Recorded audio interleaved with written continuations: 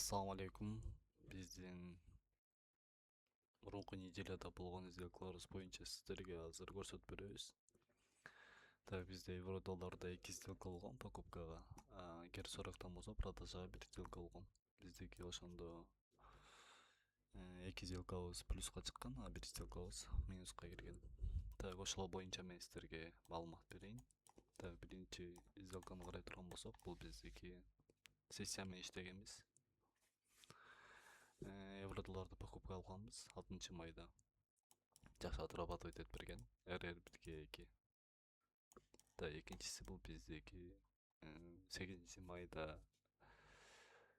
Так, H1 ликвидное снятие болгондон кийин М15 тайфреймге келебиз. М15 тайфреймде ФВГны полностью рынок поглощать эткен. Бул жерден свеча.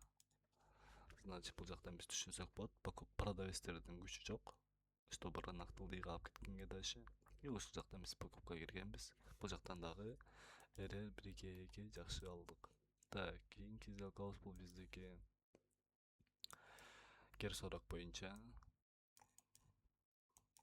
Так, керсорок боюнча покупка киргенбиз. Покупка кирген логикасы бул жакта биздики так, ушул жактан киргенбиз. H4 ФВГ гэп бар болчу.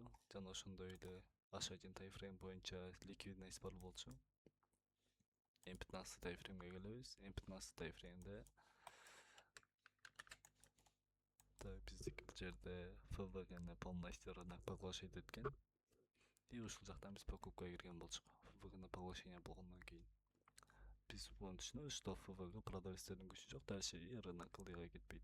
И бул жактан биздики рынок наоборот разворот алды. Фрактал М15 фракталдан и ылдыйга түшүп дальше ликвидность. И биздин стоп-лоссту снимать этип кетти. Азыр биздики данный момент рынок H4 ФВГда жүрөт. Ушул жактан модель чыга турган болсо, долгосрочный процесс бул покупкага карасак болот керсорокто. Так, эми биз евро долларга кайта келебиз. Эми ушул сделкалар боюнча мен сиздерге көрсөтүп берейин, мисалы үчүн логикасын. Жана ошондой эле бул жакта биздики позицияларды көрсөтүп коеюн сразу эле. Так, вот биздики евро доллар. Кичинекей тайфрейм менен алганбыз, конечно. М3, М5 тайфреймдер менен .хода издегенбиз. Покупкага киргенбиз ушул жактан. И РР1ге 2. Ошондо биздики $1850 прибыль болду бул позициядан. Так, аябай бат отрабатывать этип бердим. Неге дегенде бул сессиянын кыймыл аракети менен болгон үчүн. Так, бул сделкалар боюнча мен сиздерге азыр толук маалымат берем. Кийинки сделка бул биздики мындайча айтканда свинг торговля деп койсок болот. Средний срок H1 менен .хода издегенбиз. Так, мисалы үчүн вот тренд ылдыйга түштү. Ликвидное снятиядан кийин бул жакта биздики дискаунт зона болгон. Вот рынок дискаунт зонадан ылдыйга түшкөн. Разворот алып ылдыйкы ликвидностьтарды полностью снимать эткенден кийин рынокто H1 фрактал бар болчу. Фракталды снятие кылды. Ушул жактан биздики реакция болду. М15 тайфреймде модель чыкты. Биз дальше покупкага кирдик. Негизи бул план боюнча меники ушул жакка чейин болчу. Вот РР1ге 2 болгондон кийин уже рыноктон чыкканга туура келди. Вот азыр рынок дальше жакшы кетип бара жатат. Ортого евро доллар покупкага. Ну, модель чыга элек, пока модель чыкса, анан сделка чабабыз. Так, эгерде биздики ушул ликвидность снятия берип реакция бергенде биз ближайший покупкага чейин иштесек болмок. Вот ушундай. Давайте эми биз азыр эмнеге карайбыз? Биз азыр мен сиздерге сделкаларды көрсөттүм. Эми биз азыр так бэктестингке келели. Бул жактан мен сиздерге көрсөтүп берейин логикасын. Да, биздики азыр 6 май. Бул жакта биздики ликвидность бар, фрактал.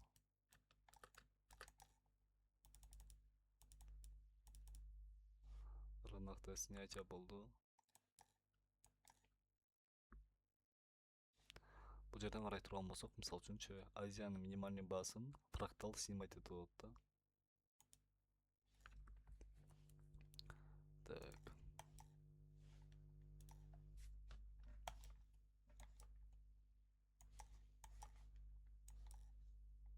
Фрактал снимать этти.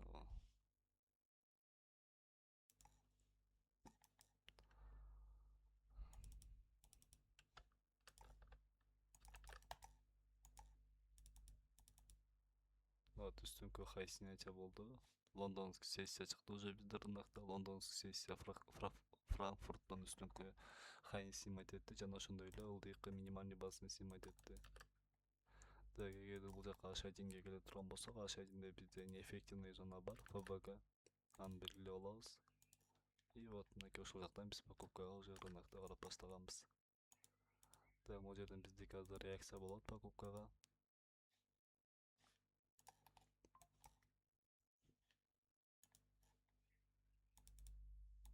Вот, азыр РР1Г2.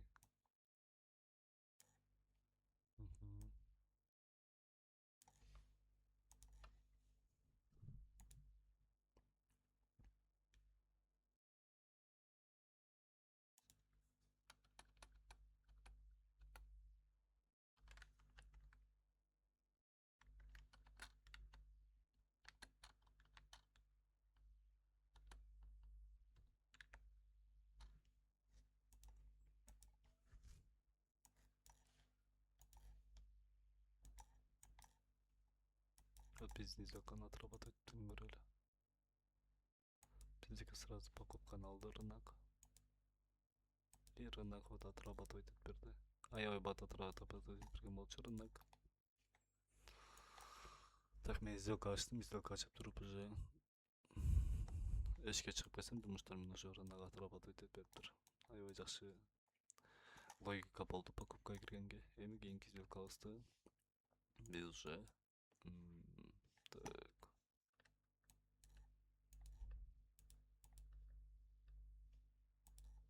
Азыркы кийинки сделкабыз номон болот. Кийинки сделкабыз азыр биздин ушул азыркы H1 боюнча бул жактан фрактал пайда болду да. Ушул фракталды снимать эткенден кийин анан покупкага киребиз.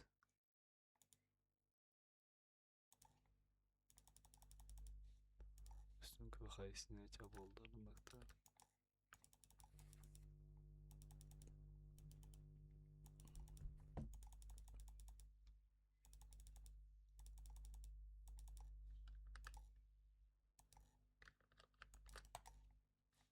Бул жактан фрактал снятие болду.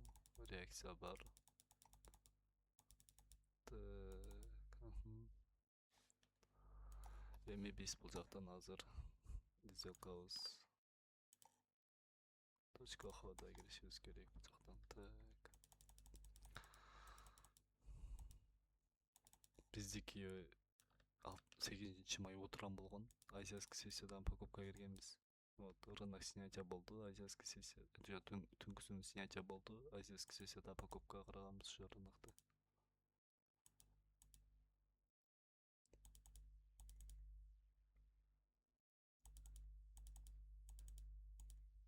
Вот ушул жерден уже покупкага киргенбиз. Так. Так.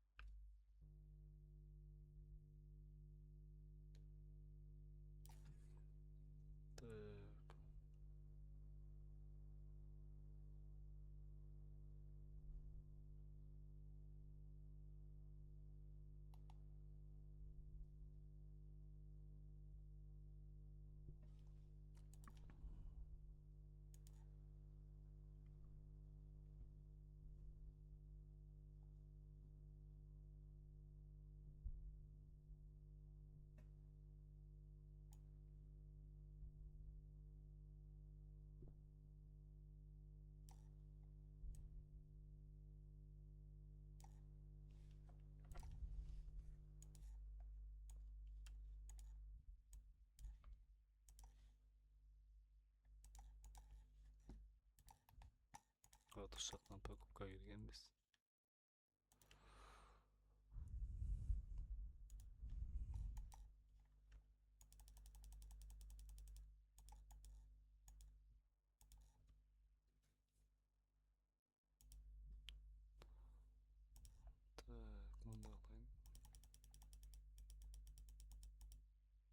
рынок отработать этип берди.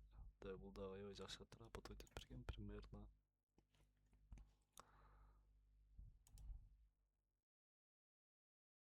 11 сааттын ичинде.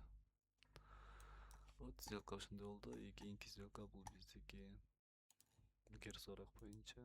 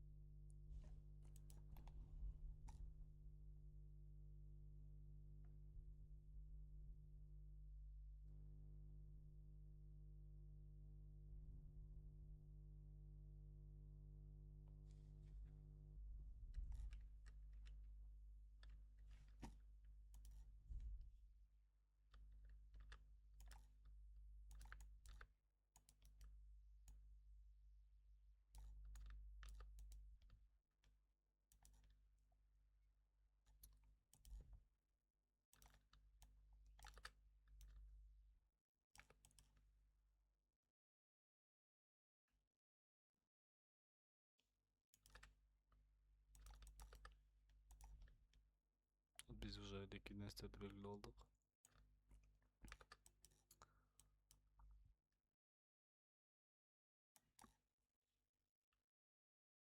Так, азыр бул жактан времяга рентерлашай койгон экен да тетиги Оанда деген брокерденчи .ходаны. Так, ошол үчүн бул жактан карап алайын.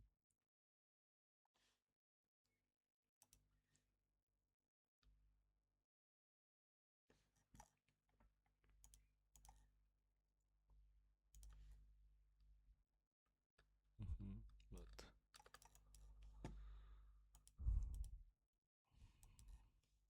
Вот ошол жерден алганбыз покупкага.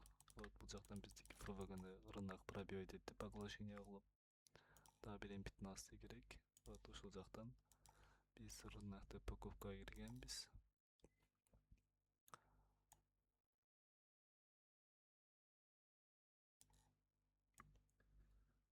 РР 1-2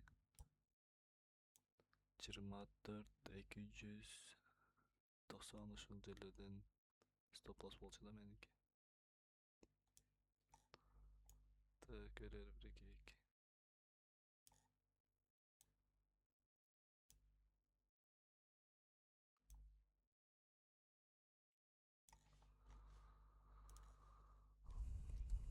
Вот, эми көрөлү.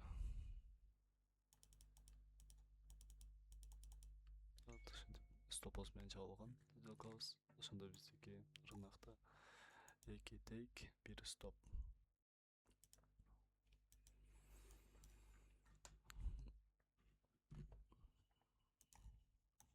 Баарыңарга ийгилик, ассаламу алейкум. Кийинки разборго чейин.